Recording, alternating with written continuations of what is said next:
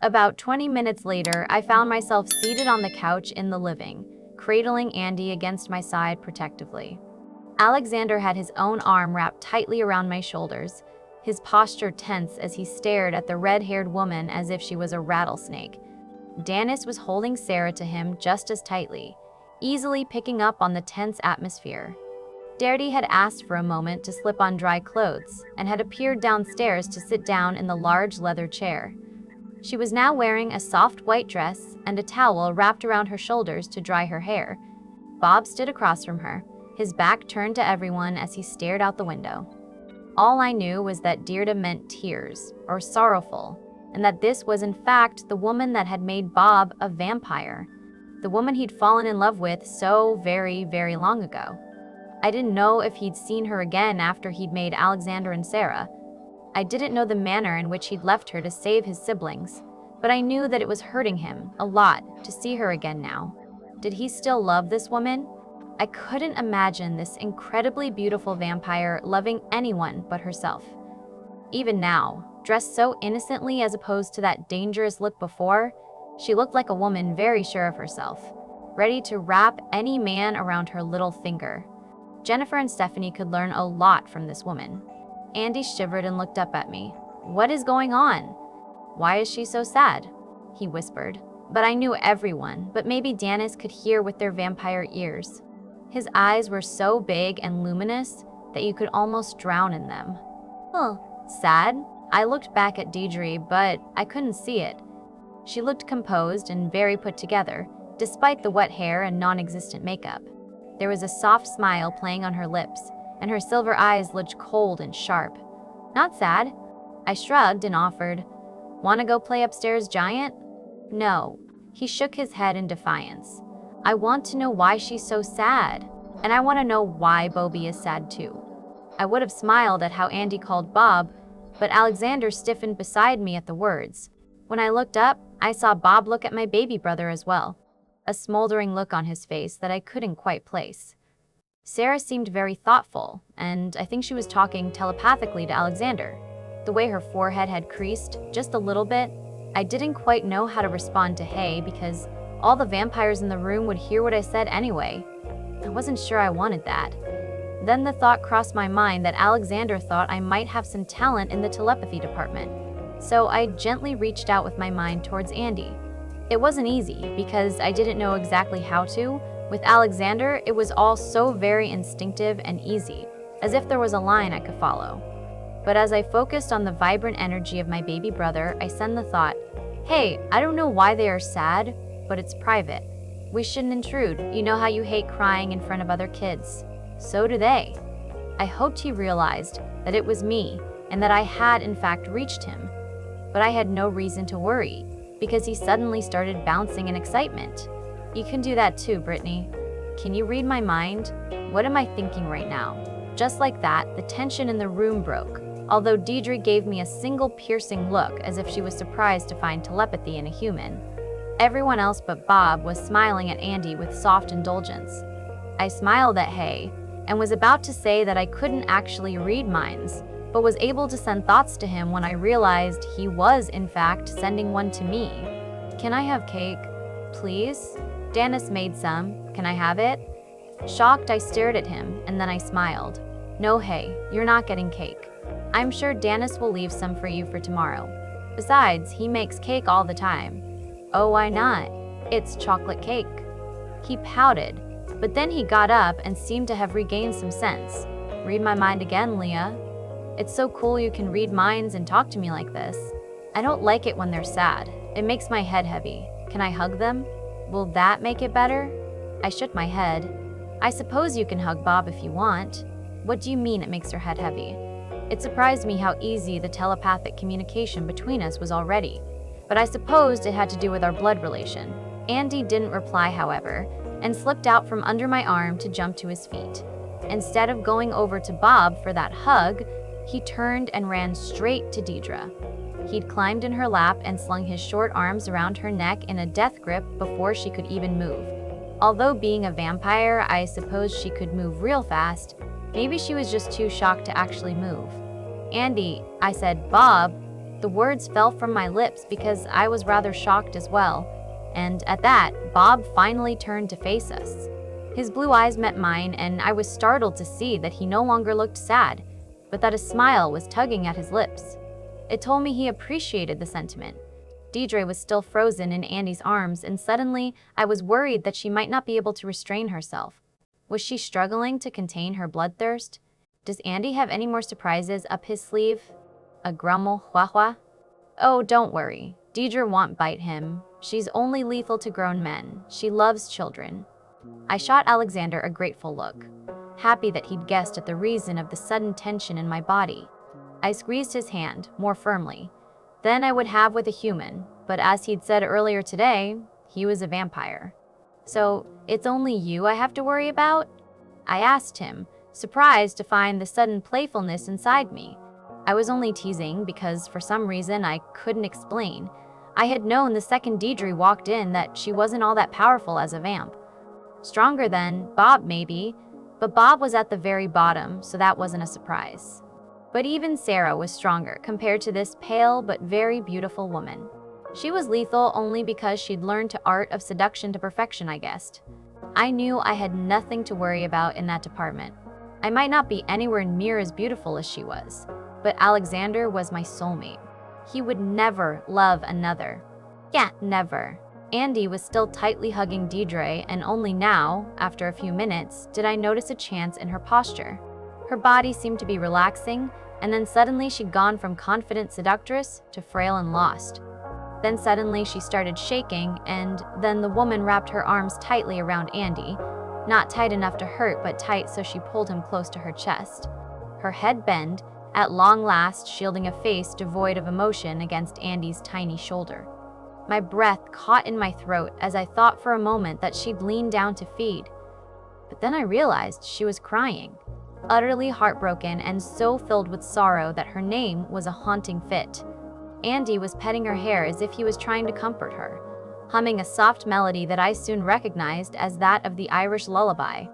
I shouldn't be surprised that he'd picked it up after I sang it once. After all, I had too, words and all, after hearing it only twice from Alexander. I think everyone was holding their breath and staring at what was happening. Bob was clenching his fists and gritting his teeth as if he itched to go over there and hug the woman. Something held him back, and when I saw his eyes, I knew that it was dark memories.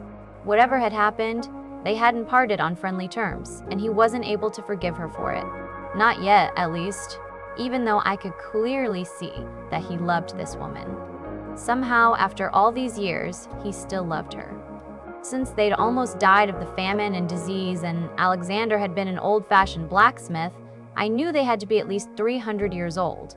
After about 10 minutes, Dedri stopped crying and stopped hugging Andy so tightly. My baby brother let go of her neck at that moment too, and sat back on her lap to look the woman in the eye. He said something, but it was a whisper I couldn't hear. But Bob and Alexander both stiffened, and Sarah suddenly started smiling. Damn them and their vampire ears. I had another shock when Andy got up. Dedri's face wasn't wet from tears. It was blood that had streaked from her eyes and colored her cheeks crimson, staining even her dress and the blue collar of Andy's shirt. Her eyes were portals into her soul, and what I saw told me this woman was broken. So broken inside that she didn't know where her loyalties lay or how she was supposed to feel. But underneath that was a spine of steel because her voice was steady when she spoke. I came to warn you. Thornton is very mad at me, and he wishes to punish me by killing Bob. Thank you for the hospitality. She turned slowly to face Andy, cupping his face with a gentle hand. Thank you, Andy, child of an angel. Those last words had me gasping for air, my mouth dry and my throat suddenly tight. Why had she chosen to call him child of an angel? It was a stark reminder of the memory that had resurfaced last night, a memory that showed me he had been conceived not by an angel, but by a demon. Before I could pursue that train of thought, Dedri rose smoothly to her feet. I will leave now. I only came to warn you. I know Alexander will keep you safe. Seeing him tells me Thornton is no match for him. Then she turned around and walked out the door and straight out of the house. The front door fell shut with a definite bang that even to me sounded ominous. Andy seemed ultra-sensitive to the mood in the room. Everyone seemed to be turned inwards as they remembered things or thought over the strange warning the vampire Dedri had brought us. Okay, I think we all need cake now. The boy had a smug look on his face that told me he knew exactly what he was saying. Sneaky kid. I'll go get it. I shook out of Alexander's grasp to hurry after Hay as he ran to the kitchen with a giggle. Andy, I said no, and only Dennis eats. You're one sneaky boy. I caught him round the middle before he reached the door and picked him up. It's that I love you so much. Andy smiled up at me, and then his eyes shifted to look behind me at the room. As I looked over my shoulder, I saw that everyone was smiling, even Bob, although it looked a little strained. Wow. I realized immediately that it had in fact been Andy's intent all along to lighten the mood. He really was the most amazing little brother ever, and I felt bad that he was the one that was cheering up all the adults now. I shifted him in my hold so that I could balance him on my hip. You know, Hay, you're the most amazing boy ever. Just for that, you can get a piece of cake, okay? You promise to go to bed after that? He nodded happily, and I had no problem passing him on to Dennis as he appeared beside me. I'll have some of that cake too. Come, Hay. I let the door close on them and returned to the three vampires. How serious is this threat to Bob's life? I asked when I reached them. Their smiles were all gone, and Bob had returned to staring out of the window, his form rigid. It was quiet a moment, and then Alexander said, "It's no threat at all. I can kick Thornton's ass any day. It surprises me that he thinks he can threaten Bob. I suppose he's grown arrogant and conceited now that he's held his territory for 100 years without any power struggles. I suppose I shouldn't be surprised at the cold tone of his voice. He sounded and looked every inch the hard, badass vampire that I'd seen infused with so much power that he'd lit up like a Christmas tree last night. I had no trouble believing him when he said Thornton was no match. Except that when I looked at Sarah, she looked so worried that my stomach plummeted to my toes. You sure, Alexander? I didn't want to doubt him, but I sure as hell didn't want him to get hurt. I'm sure I can beat him, Alexander replied curtly, his eyes intense. He held out one hand in an obvious demand for me to go to him. I wondered if he wanted to hold me for his sake or mine, deciding to ignore him despite the very needy part of me that yearned to be skin to skin to him at every opportunity. Instead, I skirted around the coffee table, making sure to stay out of his reach, and walked over to Bob. I told Hay to hug you. He wanted to hug you and her. But I guess he thought she needed it more, I said as I wrapped my arms around Bob's waist. Fleetingly, I wondered why both Clittons had to be so bloody tall. Bob was tense for a short moment, but then he softened. Thank you, Brittany, he whispered as he brought up his arms and wrapped them around me. His head came down so his chin rested on top of mine. I heard some sort of growl coming from behind me, and I knew that was Alexander. Then Sarah laughed as she said, "Oh, stop it, Alex. She's your mate, and Bob's your brother. Get over it." I twisted a tiny bit so I could glance back and see what was going on, and it made me smile. Alexander had a very dark expression on his face as he glared at Bob. I couldn't believe he was going all possessive over the fact that I was hugging his brother. I couldn't help myself. I stuck out my tongue at him. His face was priceless. He looked shocked, and then he frowned. Brittany, remember what I said about petting this afternoon? I take it back. He looked smug, as if he thought that would punish me for teasing him. Your loss. You're the one that likes it so much, I said with a grin. Bob, let go off me. Go to Alex. You're driving him insane. He smiled softly as he said it, so I let go off him and stepped back, instead of going to Alexander. I sat down beside Sarah, enjoying the annoyed growl that erupted from his throat just a little too much to resist the temptation of further teasing him. Bob's next words, however, destroyed that playful illusion, Alex, I know you can beat Thornton in a fair fight, but that's the thing. We both know Thornton knows that too, so he's not going to risk a fair fight. He's going to lure you in a trap somehow, stab you in the back. Alexander was looking at me when he replied, his voice firm and unafraid. I know, Bob, but we've been forewarned. When he held out his hand again for me, I stood up and sat down beside him, allowing him to pull me into his lap. I'd figured out that it wasn't for my sake that he wanted to hold me, but his. It scared me to know that behind the confident facade, he seemed to want the reassurance of holding me. It made me wonder just how bad this Thornton guy was. There's also the possibility that Dedri showing up here was a ploy of his. He might be making a play for your territory, Alex, Bob said with cold-clipped words. It shook me that he could think so badly of this woman he appeared to love. Alexander was even nodding. I considered that, but if so, it was without Dedri's knowledge. Yes, Bob, she is convinced she did the right thing, Sarah said. It was a helpless effort to defend the red-headed woman that I'd so instantly judged as a person I could never like. I was wondering about that now, though. Andy had always been a very good judge of character. Much better than I was. He wouldn't hug a woman he didn't like. Especially not one he didn't know either. He was always so shy around strangers. Although it was mostly kids his age that scared him. Alexander sounded cold again when he said, "You should not defend that woman, Sarah. She might have come here because she didn't want Bob to die. But that doesn't take away the fact that she is the reason Thornton wants Bob dead in the first place." "Yes," Bob nodded.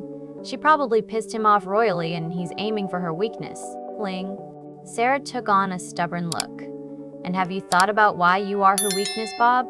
"Because she loves you. Even if she doesn't show it." Bob shocked us all by throwing his head back and laugh. A sound devoid of humor, making it mocking. It gave me shivers, and involuntarily I flinched back into Alexander's warm, solid chest. He squeezed his arm around my waist, holding me there. "No, Sarah, that woman loves no one but herself." Then Bob turned around and stalked out of the room. I could faintly hear him slam his bedroom door a short moment later. "I'll talk to him, Sarah," Alexander offered quietly.